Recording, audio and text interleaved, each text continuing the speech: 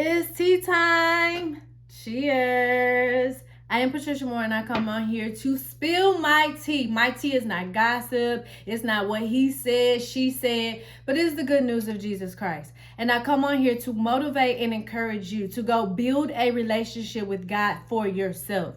You have to learn him for yourself, not what you heard, not by mama's faith, not by the church faith, but by your own faith. And maybe you need to strengthen your relationship. So I'm here to help you, motivate you, and show you how my walk with Christ has helped to strengthen me in hopes that you do the same. All right, what are we talking about this week? So I had the opportunity. It was so exciting, guys, to be the closer of a conference July 8th. The closer. When they called me, I just was like, are you serious? Like me? You want me? And when I tell you the nerves and anxiety that were going on inside of me, however, there was also a peace and a joy just to know that God thought about me. He didn't forget me, and that he called me. And you know, when he calls you, he's going to equip you. And so I want to tell you about running to your purpose and how God brings things full circle.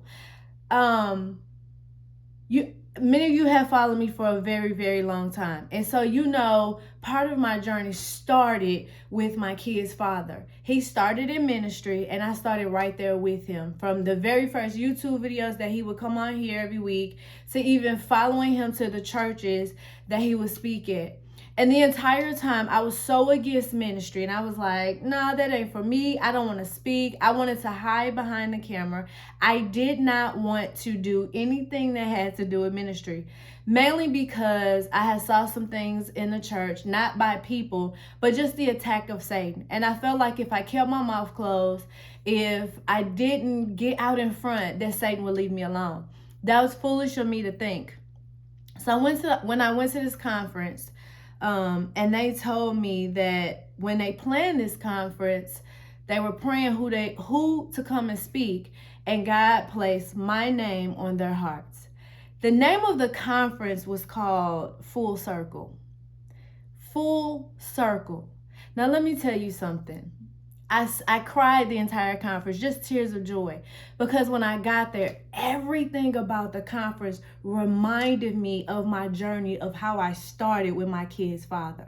I mean, from the walking in to the love from the ministry. I remember his first ministry was so much love, like the different nationalities, the green room, the waiting room, everything brought to remembrance. And my friend looked at me and said, that was training for you.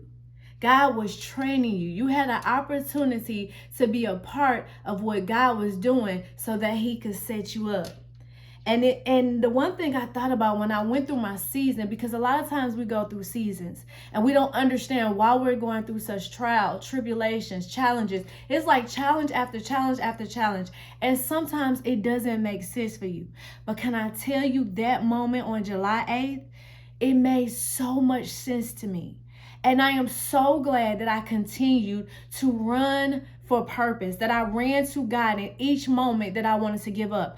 I'm also thankful for the influences that were around me in my seasons. Listen, influences can make or break you. When you're feeling down and out, when you're overwhelmed, when you're tired, when you're ready to give up, when you're depressed, when you think you're about to lose your mind, it matters who's speaking into you.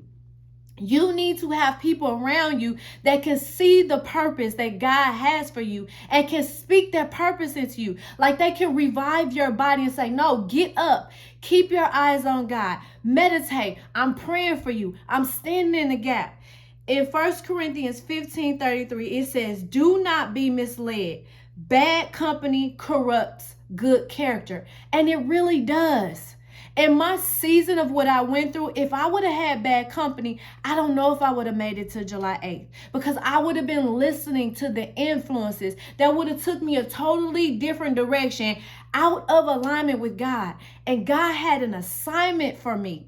He knew from the very beginning that where I started, that he was going to bring all of that full circle, and it was going to come back to him, and it was going to be for his good.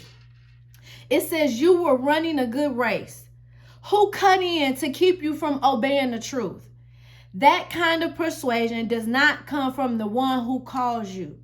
A little yeast works through the whole batch of dough. Just a little bit of yeast, a little bad yeast can make the dough go sour, but a good yeast can make that dough sweet.